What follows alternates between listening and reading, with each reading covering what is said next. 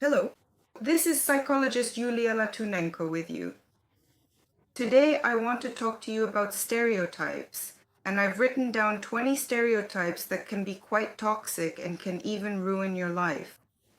Let's discuss today which stereotypes exist in our society and prevent us from living a quality life.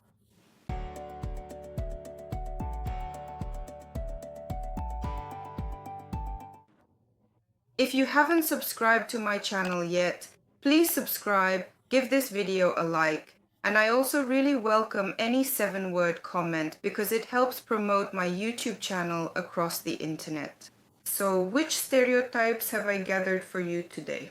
And the first stereotype, which you all know, is that women are the weaker sex. Of course, physically, a woman may be weaker than a man, but that's not always the case. Sometimes there are women who are physically much stronger than men. But if we say the weaker sex, perhaps what we really mean is that it's harder for women in society. That women are psychologically a bit weaker than men. But we often see many compelling examples where this stereotype doesn't match the reality at all. However, if a woman internalizes this stereotype, she might succumb to its influence and live her life as a very weak person who can't manage on her own. After all, ladies, let's admit it, psychologically, we are not the weaker sex at all.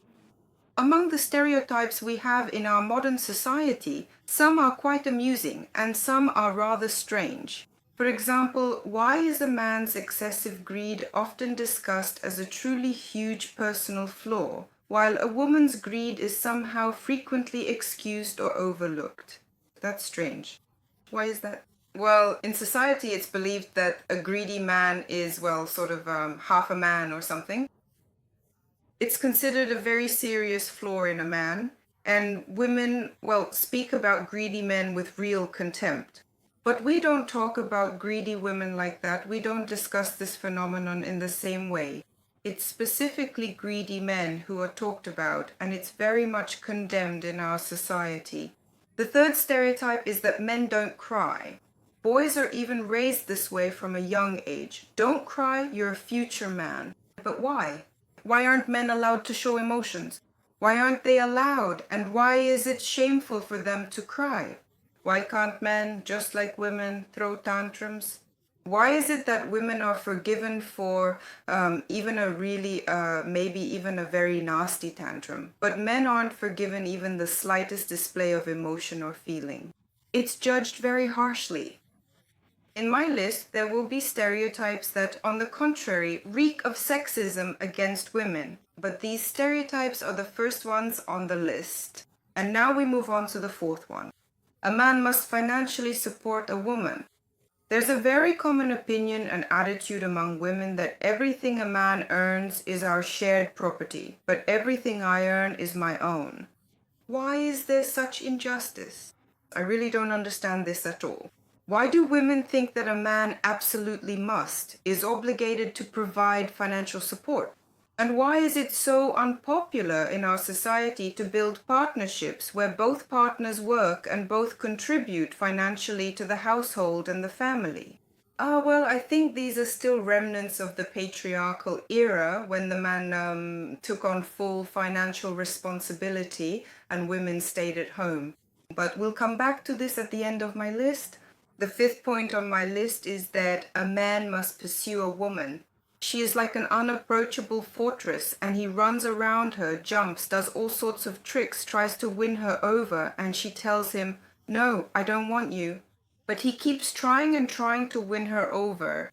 And it's exactly these kinds of men who are considered very valuable. But in reality, this is female narcissism. Why, tell me, does a man always have to be the one to pursue you, my dear, wonderful women? Why, indeed, shouldn't it be a truly mutual feeling, a shared experience, where both individuals are actively moving toward each other at precisely the same, perfectly equal pace, with genuine enthusiasm and understanding? That's why I believe that these are still narcissistic tendencies that manifest in women who think that if they push a man away and he doesn't keep pursuing her, then there's something wrong with him. It seems to me that this is a normal reaction for men. When you're pushed away, you step back. Next is the sixth stereotype, which can actually seriously hinder building a relationship. And so this attitude that women have, that at the beginning of a relationship, or really not just at the beginning, that a man should give gifts, pay for everything, take her everywhere, take her out to restaurants, and always pay for everything himself. So it turns out that a certain significant category of women eventually becomes what was colloquially called in one of my discussion groups, this particular term, plate hunters. Yes, plate hunters. These are women who go to restaurants and eat at men's expense. And basically, I don't owe him anything. That's it. But what are men actually paying for? Why do women think that at the beginning of a relationship, all the financial risks are on the man and she has none at all? This is also female narcissism. I think, after all, that here we need to be a bit more modest. If you go somewhere and think that the man isn't right for you, then it's better to just pay for yourself or not go anywhere with him at all. The seventh stereotype, which I've also come across. Women often think they inherently possess the right to physically slap a man directly in the face. But when a man retaliates or indeed strikes a woman in return, then it's perceived as if, I don't know, he has committed a serious criminal offense, a truly egregious act. Why is that? Men aren't allowed to hit women, but women are allowed to hit men. This is also a stereotype, unfortunately, because no one should ever hit anyone under any circumstances. The next stereotype is that men want sex much more than women do. Even women say, oh, all he ever wants is sex. But women need sex just as much as men do. And when people say, oh, let him pay for me, and what do you give him in return? I give him sex. Well, excuse me, dear women, but you also get pleasure from sex, and that's how this kind of bargaining starts. He gives me money and I give him sex. But women, just like men, need sexual, intimate, close contact. It's all just stereotypes that women need it less. Ninth stereotype, women aren't allowed to have extra kilos. Not allowed, not allowed. You have to look Instagram perfect, be slim, flawless, with a perfect athletic body. But men are forgiven for having a belly down to their knees, especially if they have money in their wallet. Why is that? I don't know. Why aren't women forgiven for their tummies if they have money in their wallet? And here are two more funny stereotypes. Unshaven legs on a woman are considered terrible. She's considered unkempt, but for some reason, unshaven legs are forgiven in men. The same goes for point 11. It's gray hair. If a woman has gray hair, if her hair isn't dyed, she's seen as sloppy, unkempt. But for some reason, gray hair actually suits men. The 12th point on my list concerns marriage. If a man has never been married, he's called the proud word bachelor. But if a woman has never been married, for some reason she's called an old maid or a blue stocking. For some reason, this is heavily judged, and people say, who would even want her? There's definitely something wrong with her. So, a woman who has never been married is considered defective, unlike men. And these are all stereotypes that actually push many women into marriage out of shame, out of a sense of being defective. As they say, they marry the first person they meet just to check off the box that they've been married. Ahem, ahem, ahem. Because for some reason it's considered normal for men not to want to get married, but not for women. And so, from early childhood, we are filled with these stereotypes that can control our behavior, our lives, our emotions, our decisions, and our choices. And in order for them not to control us, we need to raise our self-awareness. The 13th point on my list concerns having children. If a man doesn't have children, that's considered normal. But if a woman hasn't given birth, then there's supposedly something wrong with her. She's somehow not right.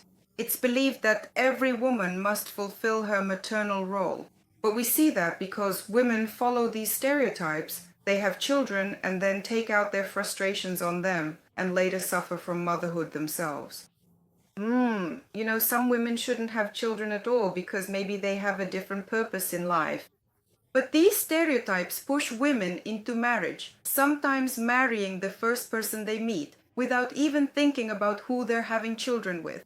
And then these unfortunate children end up traumatized and later become, well, clients of psychologists. If not, then at least psychiatrists. So, moving on. The next stereotype that can significantly affect the quality of your life is a man's poverty. It's seen as a defect, it's heavily condemned. He's considered some kind of loser. But a poor woman, that's okay, that's normal. Why isn't that condemned the same way as a man's poverty? I just don't get it. And here's another interesting, funny stereotype. A blonde behind the wheel. They say that women drivers, oh, that's something scary. But we see plenty of examples where women are much better, more careful drivers than men. And this is a stereotype that belittles women. This is a sexist stereotype.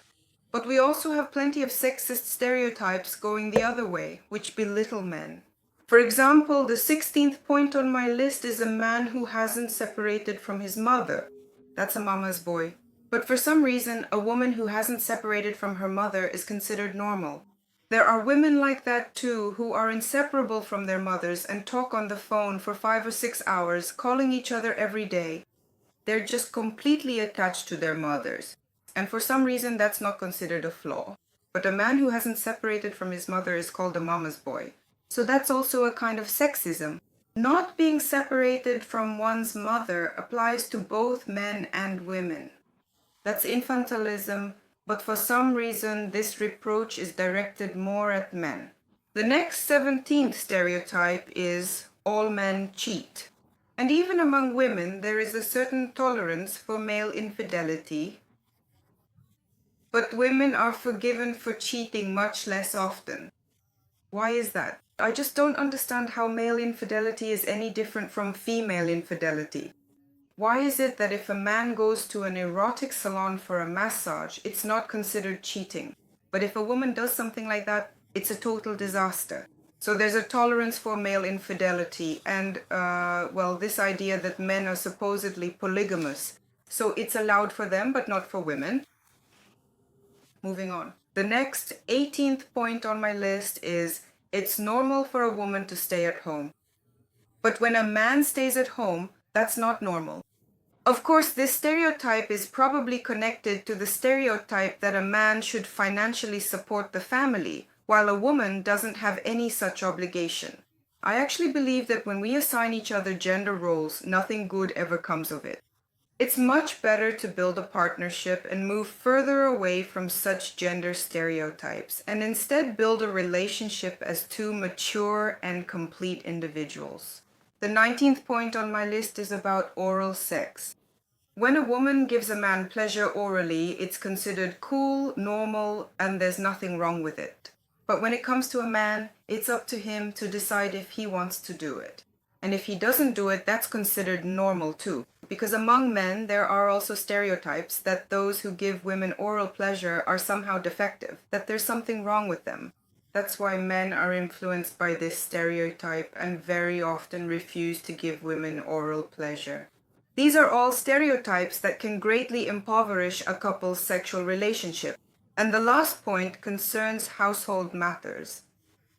A woman who doesn't cook is considered somehow useless, because it's believed that women are responsible for the household, for cooking. But if a man doesn't cook, that's considered normal. If a woman doesn't cook, doesn't like it, doesn't want to, or can't do it, then she's seen as somehow useless. But if a man knows how to cook, then he's almost considered godlike. That's why these ridiculous stereotypes often affect our relationships and create emotional tension between us as a couple. And if we don't realize what exactly influences our emotions, our reactions, our decisions, our words and actions, our lives and relationships can end up being unhappier. And for those of you who haven't subscribed to my YouTube channel yet, please do so. Click the subscribe button and give this video a like if you find it helpful. And leave a comment on this video that's more than 7 words long. This is also very important for promoting my channel across the internet.